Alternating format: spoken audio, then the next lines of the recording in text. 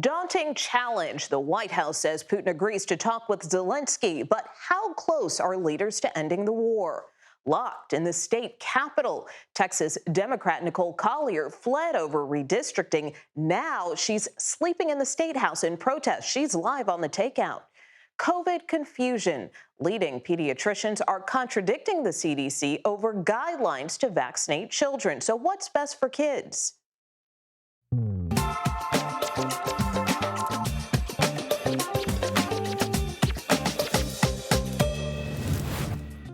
Hello, I'm Nicole Killian in for Major Garrett, and welcome to the Takeout.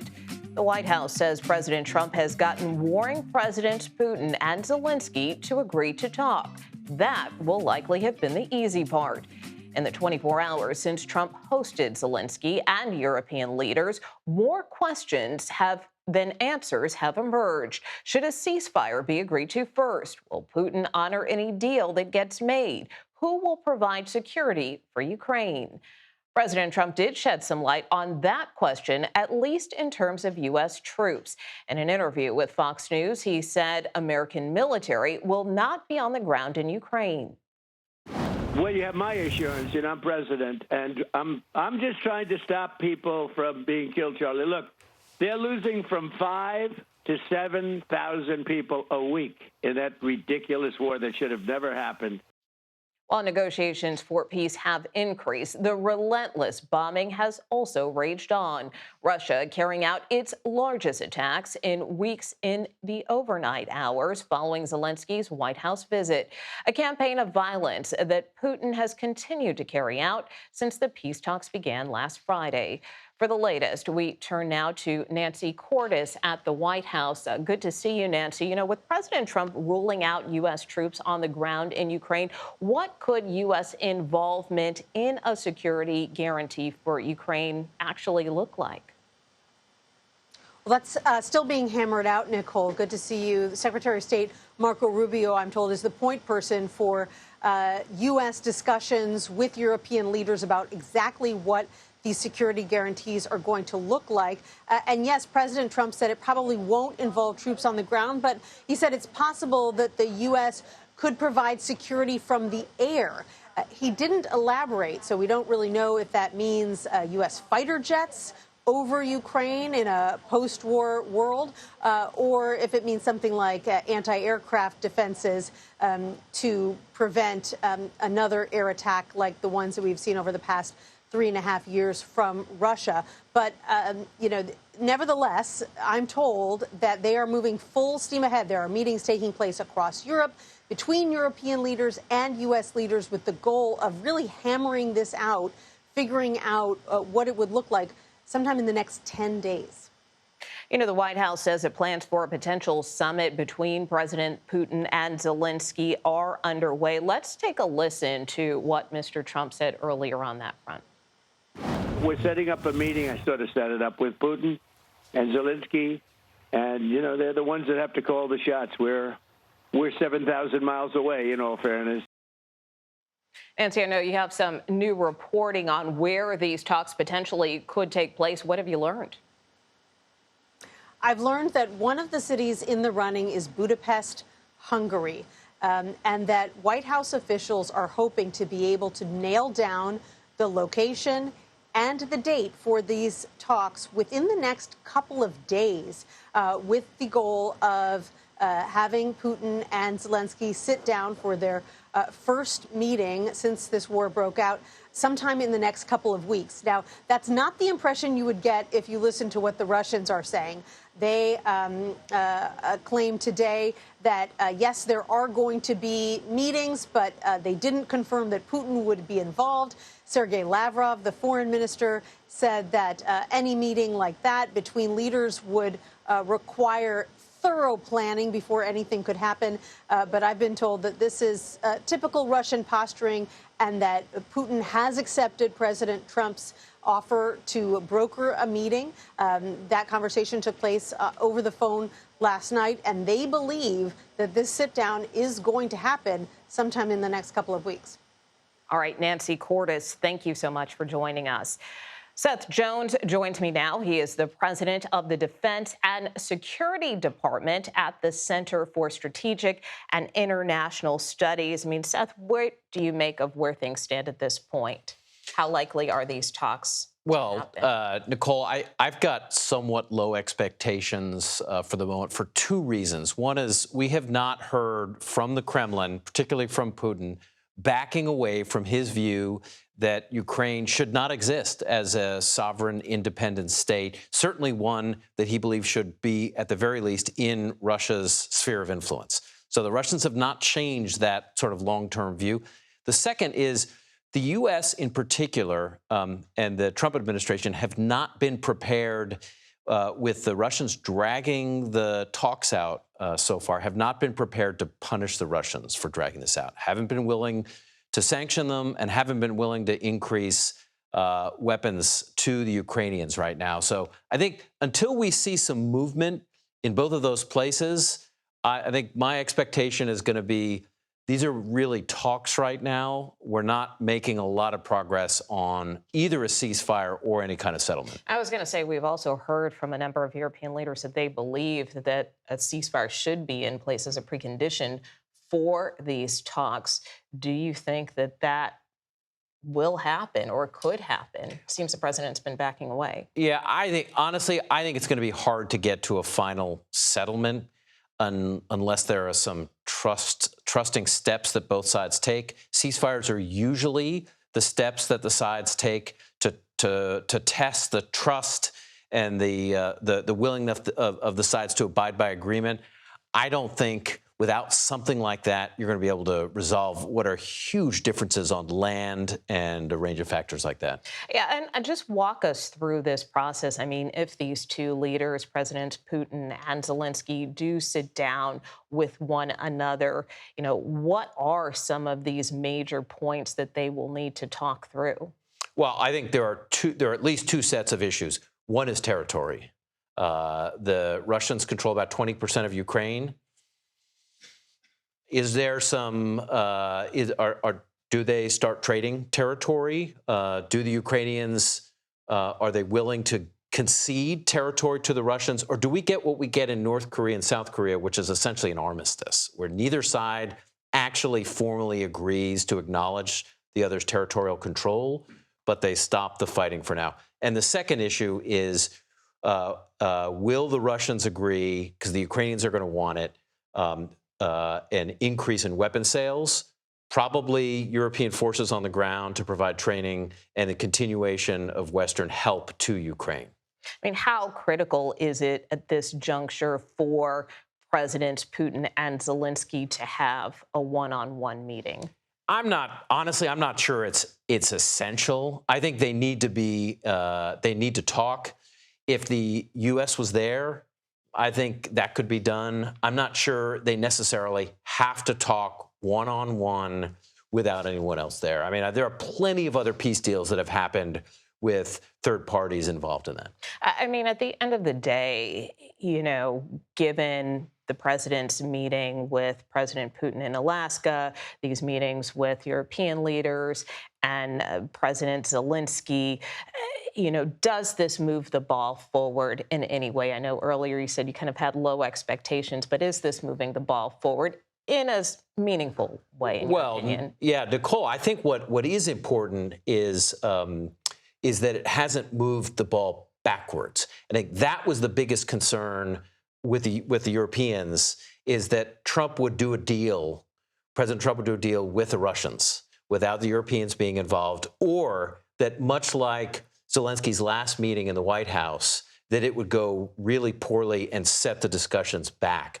I think what has at least happened is that the worst case scenarios, for now anyway, are behind us, and there are actually talks now moving forward. We know that the White House has indicated that the president wants to end this war as soon as possible. Do you think that can get done by the end of this year? I think it is possible for negotiations to happen before the end of the year, but I think it's only likely, Nicole, if the U.S. is willing to combine sanctions and weapon sales to the Ukrainians if the Russians shirk, because I think at every step of this way, the Russians have dragged their feet. All right, Seth Jones, we really appreciate you for joining us here on The Takeout. Thank you. More states are pledging to send National Guard troops to Washington, D.C. Tennessee is the latest to announce 160 Guardsmen will head to the district. 6 Republican-led states are now committing soldiers to the crackdown. CBS News Justice correspondent Scott McFarland joins me now. And Scott, the White House has said these troops may be armed. What impact are National Guard troops having on the ground right now?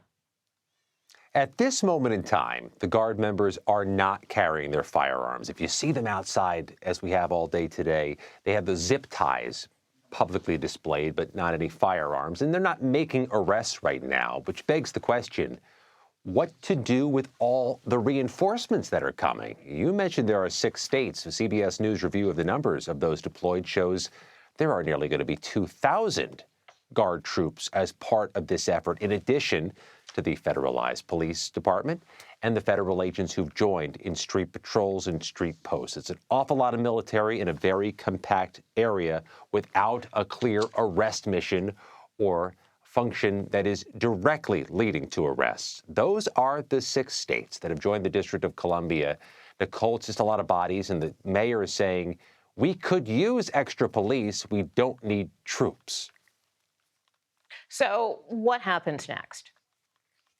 A couple different things. Well, first of all, the clock ticks. There is a 30-day limit on this entire initiative, the federalization of the Washington, D.C. Police Department. The National Guard is at the direction of the Republican governors, and the D.C. Guard is at the direction of the President of the United States. That could be expanded beyond 30 days, but Congress would have to approve an extension of the federalization. That seems unlikely to be charitable. But also, the White House has left open the possibility that these National Guard members could eventually be carrying, eventually be making arrests. That could change in the coming days, and that would almost certainly inflame tensions that are already growing over the militarization of an American community. We know the White House has released some new numbers about the number of arrests that have been made in the city. They are touting this operation so far as a success. What are we learning from those latest statistics? The data on arrests that have been released publicly by the White House and by the Trump administration seem symmetrical with a traditional tonnage of arrests you get in a major American city, including Washington, D.C., before this emergency takeover. Where are the arrests coming? Well, they're spread out throughout the community, all different quadrants of Washington, D.C. There's criticism that there's not visible deployment of troops, the National Guard troops, and not visible deployment of federal agents in some of the neighborhoods where crime has been more pernicious. The northeast and southeast parts of Washington, D.C. have a history of crime spikes, and though those data show a 48% non-immigration arrest rate in wards 7 and 8 in the southeast and northeast corners of Washington, people who live there, speaking with CBS News, with whom we've spent time, say they're not seeing the federal deployment there, leaving open the possibility, Nicole, the White House is counting the traditional arrests the D.C. police make each day in those neighborhoods as part of this federal effort. All right, Scott McFarland, we know you've been on top of the story from start to finish, so we thank you so much for joining us. Still to come, a Florida judge dismisses part of a lawsuit over Alligator Alcatraz, what it means for the legal rights of those being held at the detention center. And it takes 2. Missouri Attorney General Andrew Bailey will serve as co-deputy director at the FBI, what that means for future leadership at the agency. Plus, first they fled, now one Democratic Texas lawmaker won't leave. The reason State Representative Nicole Collier is sleeping on the State House floor. She'll join me later this hour. The Takeout returns in 90 seconds.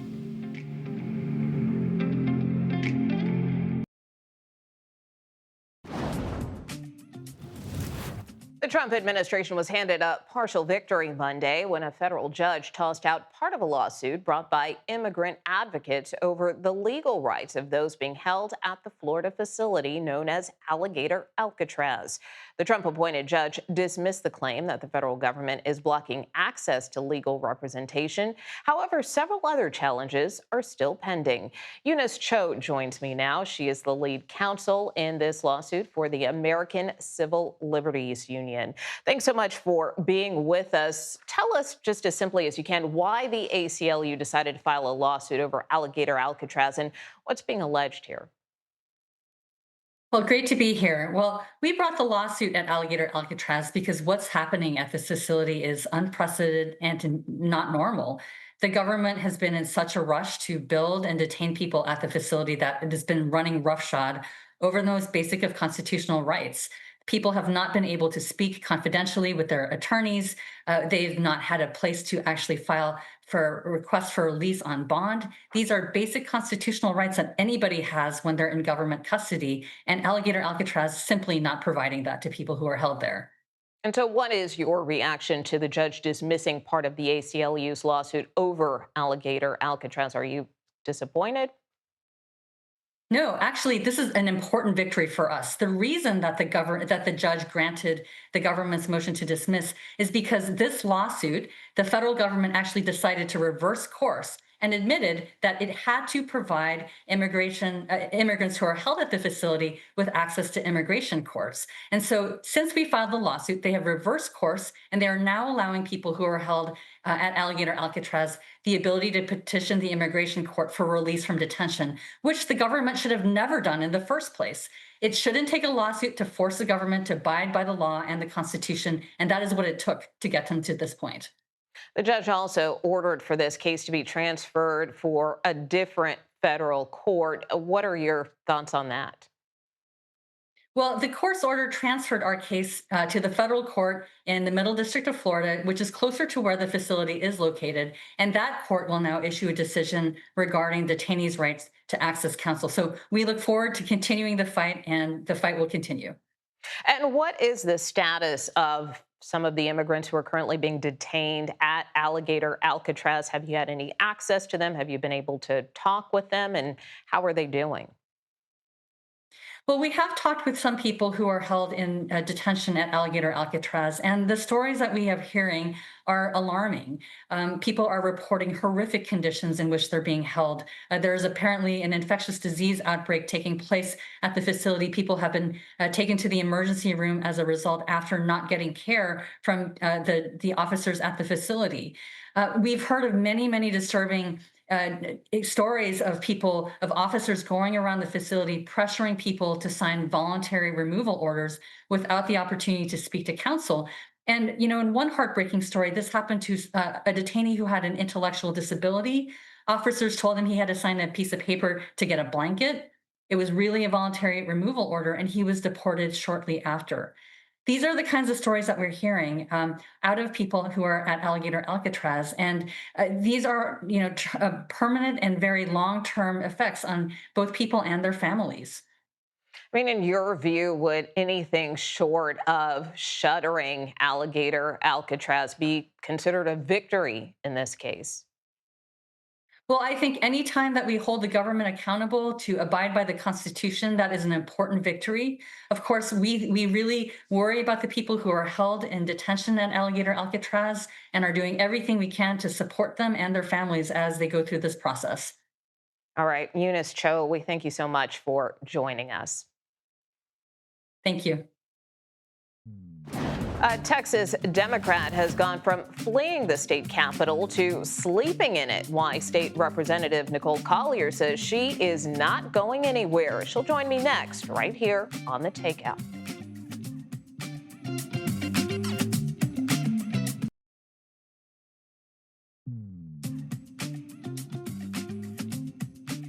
Welcome back to The Takeout. Here's a look at what else we're watching this evening. A big shakeup could be coming to the local TV marketplace. Nexstar Media has agreed to buy rival Tegna for $6.2 billion. You may not recognize those company names, but they are the owners of local TV affiliates, including CBS stations nationwide. If approved, Nexstar would cover a massive 80% of TV households and form the nation's largest local media company. The Trump administration is revoking more than 6,000 student visas. The State Department says those targeted have overstayed their time in the United States or have been convicted of a crime. The government says as many as 300 of those impacted have supported terrorism. The move comes as the State Department ordered U.S. diplomats abroad to be vigilant of applicants that Washington may see as hostile to the U.S. and with a history of political activism.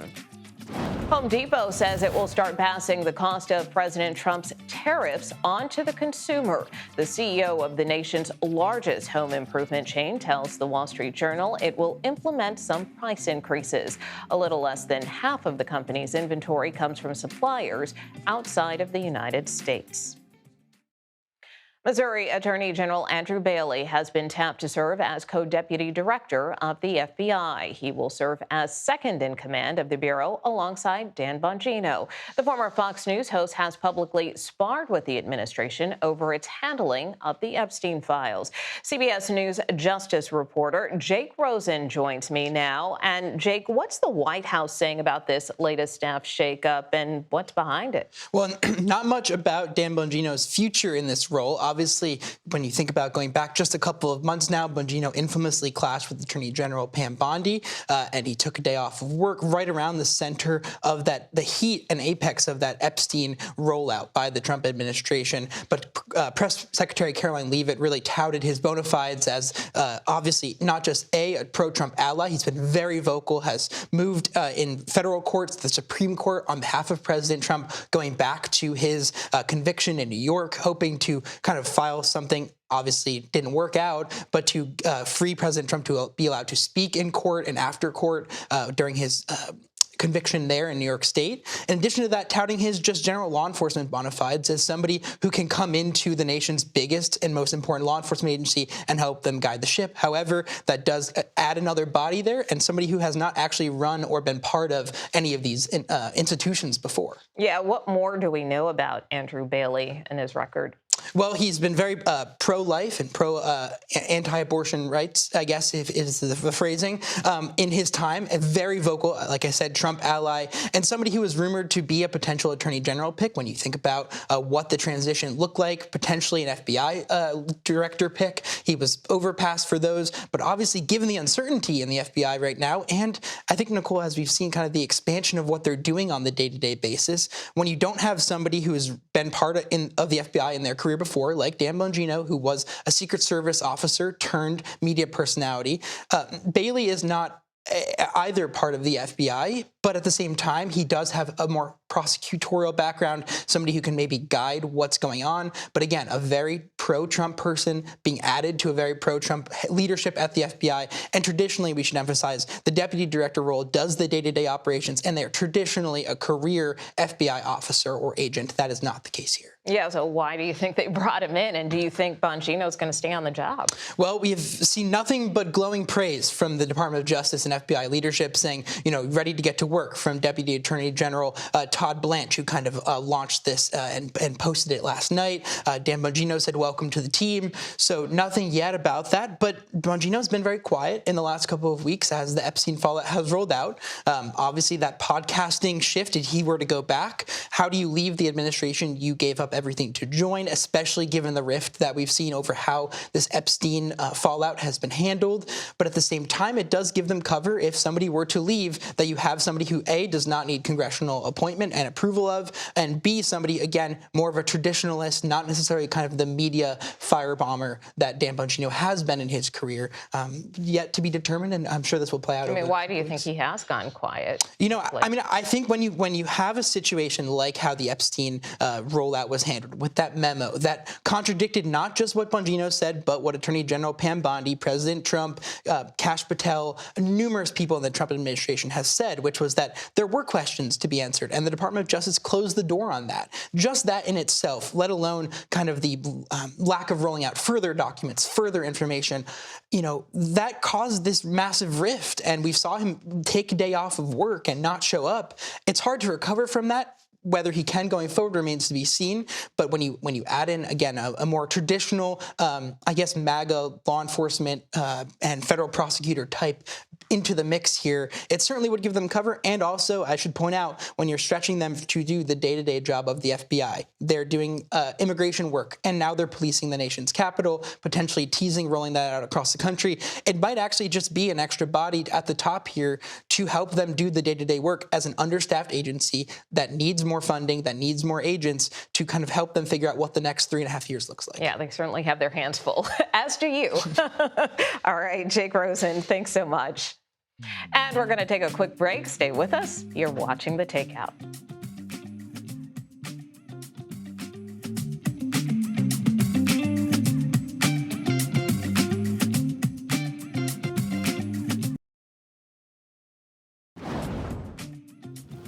The Texas House of Representatives is expected to vote tomorrow on a GOP-proposed redistricting map.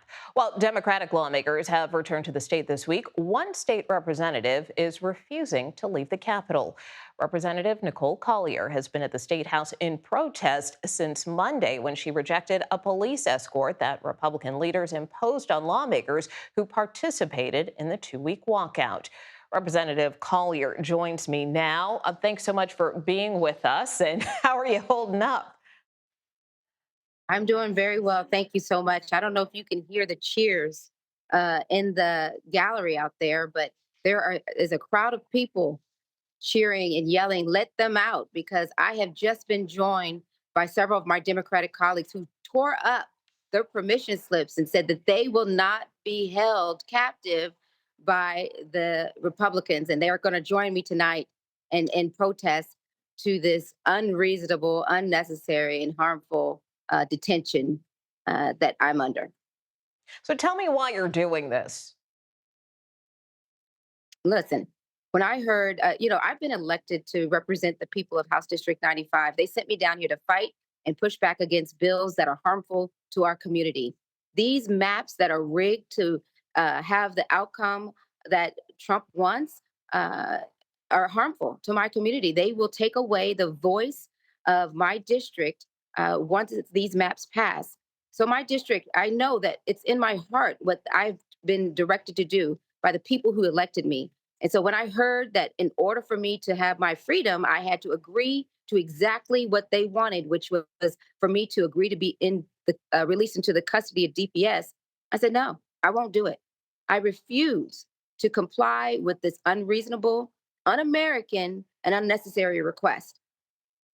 I know you said that you expect some of your fellow Democrats to join you. I also know in another interview that you did right before us, you said that you have spoken with former Vice President Kamala Harris. Tell us about that conversation. Oh, just what a surprise. I mean, literally, you would never think, I just wouldn't think that what I do, one thing I did was take a stand. One person, I know I won't win, but I took a stand anyway. But the number of people and who it has reached, the magnitude of that one act of defiance, it can spark a movement. And you don't know who's watching or who's paying attention. But it just so happened that Vice President Kamala Harris is paying attention to the people. And she called me to give me words of encouragement to continue to stay strong and fight. And so she just called you up out of the blue? I know. I didn't know she had my number, but I'm grateful she did. So, what do you say to those who feel like, I know you're doing this in protest, but, what do you say to those who feel like you and your fellow Democrats should not have returned to the state, that you gave in too soon? Well, no, we had set goals. Our goals were to kill the first session, to run the clock out on that one. We did that. Our goal was to raise awareness in the public about the gerrymandering that's going on, that's going to disenfranchise Black and Brown and Asian communities. And then our other goal was to make sure that we bring in the support from other Democratic controlled states to see if they would answer the call. So often people talk about taking the high road. Well, that high road has crumbled. We're now on a dirt road, and we're going to meet the Republicans where they're at, and that's in the dirt. We're going to roll up our sleeves and get dirty and fight fire with fire, like Governor Newsom said. But at the end of the day, it looks like these maps are poised to pass in your state. So can you really consider this a victory? The victory is that the people have been activated. The people are tired. They're fed up of a government who refuse to listen and take action that they want. So, no, this is a victory. We've sparked a movement. Since we started two weeks ago, gerrymandering has become a household word. That wasn't happening before. Now people are seeing this for what it is. We won't go back to the Jim Crow era. We want to make sure that we preserve the freedom. And so we may not win this battle, but the war continues. And we will continue to take it through the court system and other states so we can push back because we don't want to send any more reinforcement to Trump so that he can continue to run and burn this country down. Yeah, I was going to say, I mean, if this map is approved, there are already threats of a potential court challenge. Is that where this fight is headed next? Absolutely. We won't back down. And what do you make of what California is doing? I'm grateful. That's so courageous. What amazing act of bravery that this state is doing to meet the challenge, rise to this challenge, and take ownership of it. I mean, literally for our democracy. Not doing it just for California; they're doing it for all of America because they know that the future depends on those Democrats who are willing to take a stand. And I encourage any Republican governor who gets that call that Abbott got, that you just hang up. Don't answer that call. Stand up to and don't cower down and push back.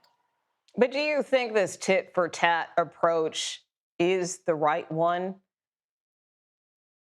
Well, what else is there? I mean, you tell me another solution or option, I'll be more than willing to consider it. This is what I know right now. This is what is in front of us. Again, we haven't gotten too far by taking the high road. Now we got to get low. That high road has crumbled. We're down in the dirt, and we're ready to get dirty with them. I hear the people cheering out there. The crowd is out there saying, "Fight, fight, fight," and that's what they expect us to do. All right. Well, State Representative Nicole Collier, thank you so much for joining us. Thank you. Differing opinions for the first time in 30 years. The American Academy of Pediatrics breaks with the CDC over vaccine recommendations. What they're recommending next on the Takeout.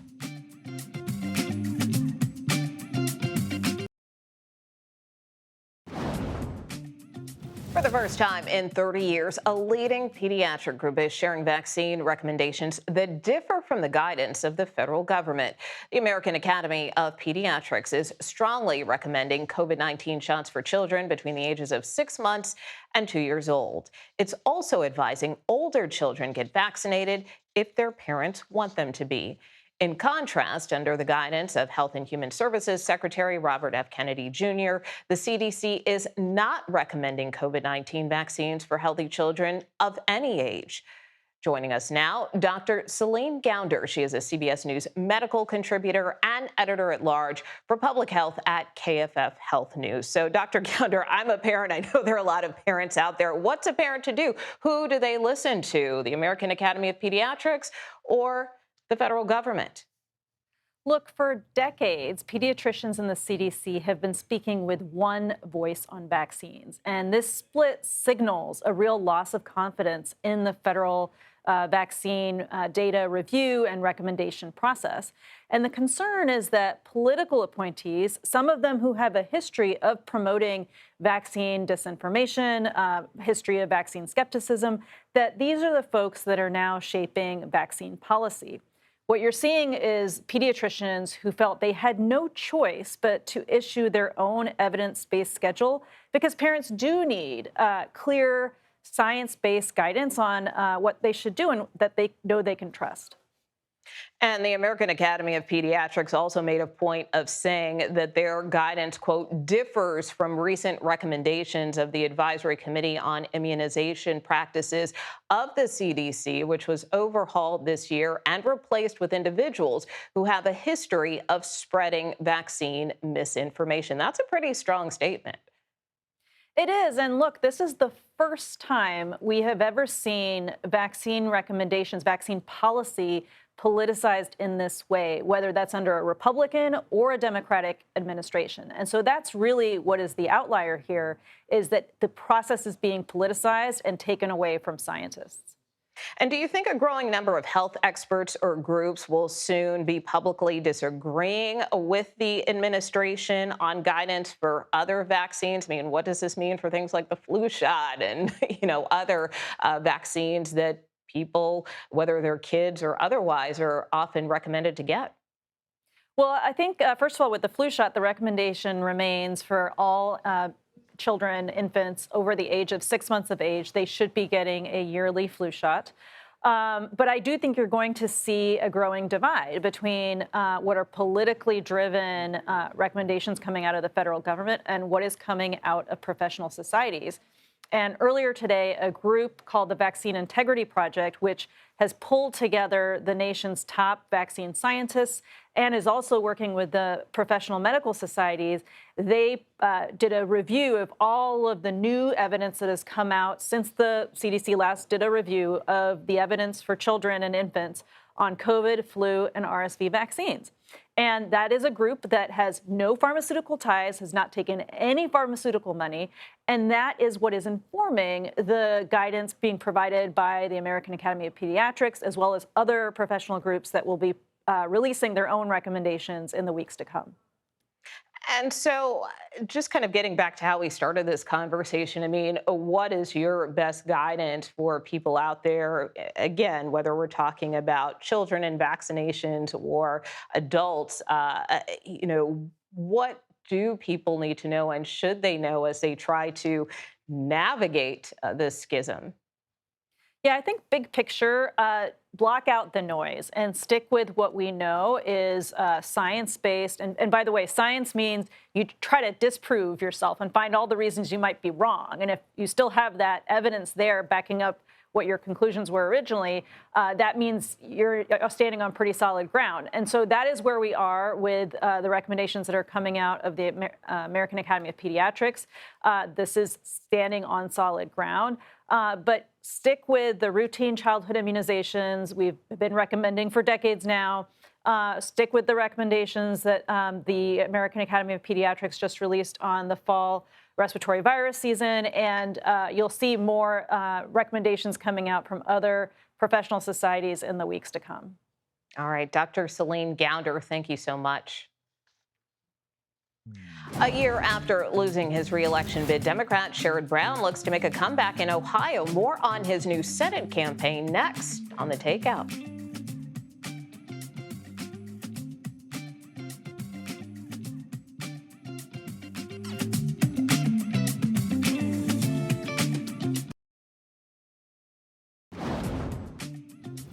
Welcome back. President Trump says he wants to eliminate mail-in voting and electronic voting machines ahead of next year's midterms. He addressed it recently. Take a listen. It's time that the Republicans get tough and stop it because the Democrats want it. It's the only way they can get elected. Here with me now, White House correspondent for Bloomberg, Kate Sullivan, and Eleanor Mueller, who is a congressional reporter for Semaphore. So, Kate, I want to start with you. I mean, how feasible is this? Well, so the president does not have the authority to unilaterally change voting laws. And so, there's no doubt that anything he does here will be very quickly challenged in court. I think it's important to remember, Trump has been attacking mail-in voting for what seems like forever, even though he himself has voted by mail in past elections. He said it's corrupt, that there is widespread fraud. There's, of course, no evidence for this. I think also you can't have this conversation without talking about how, central this was to his argument that the 2020 election was, as he falsely claims, was stolen. He kept pointing back to mail-in ballots. But, the bigger picture here... Why do you think he would even bring this up, though? Because we certainly have seen a surge in Republicans voting by mail. I mean, it seems to be something that has helped his side, if you will, and helped him. So why even bring this up? It's a great question. And, on the campaign trail, we saw this a lot.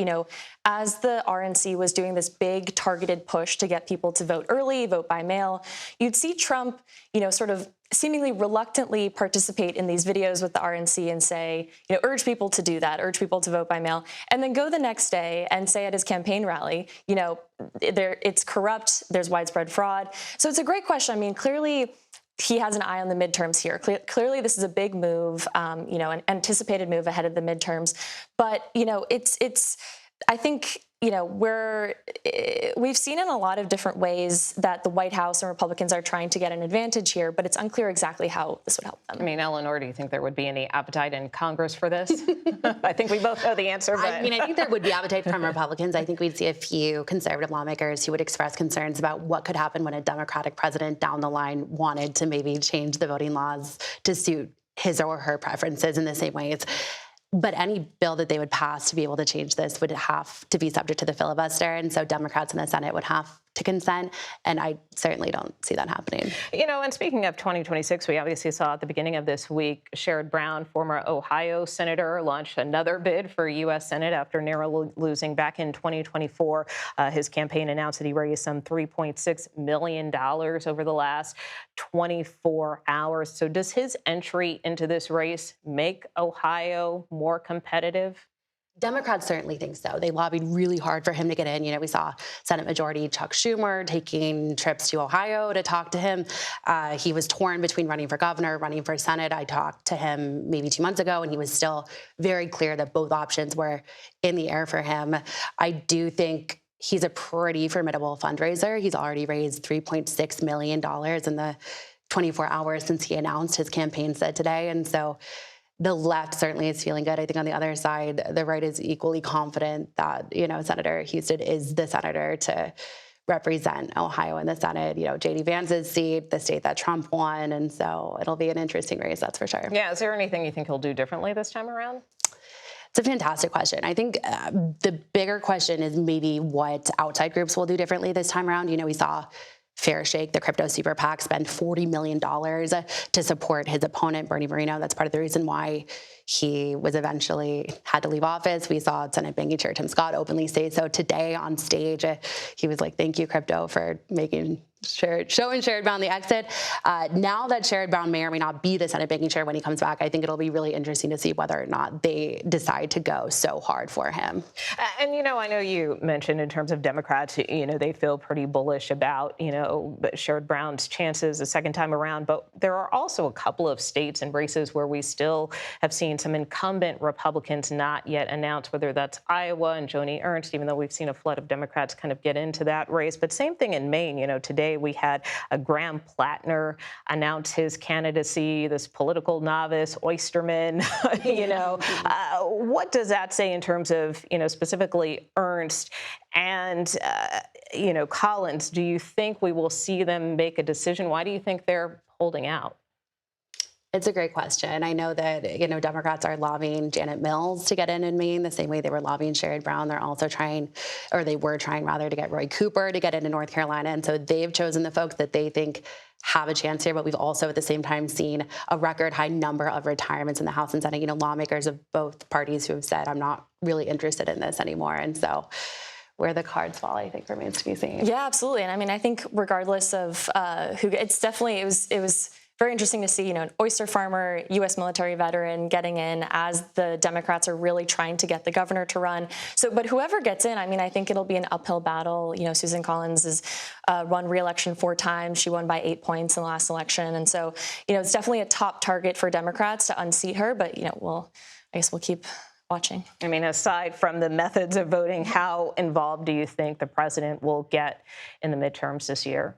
Oh, incredibly involved. I think, it's going to be the first nationwide referendum on him, on his policies. I think the White House, as we've seen, is already taking a lot of moves, and the administration and Republicans in general, just to get any type of advantage that they can. I think Trump has a lot of a personal stake in this. I think he will be, of course, very involved in all the strategy. All right. Well, Kate Sullivan and Eleanor Mueller, we thank you all for being here at the Takeout, at the family table, as Major Garrett likes to say. And so that does it for us. Major will be back here tomorrow with his sit-down interview with outgoing North Carolina Republican Senator Thom Tillis. You don't want to miss that. But stick around. The Daily Report is next.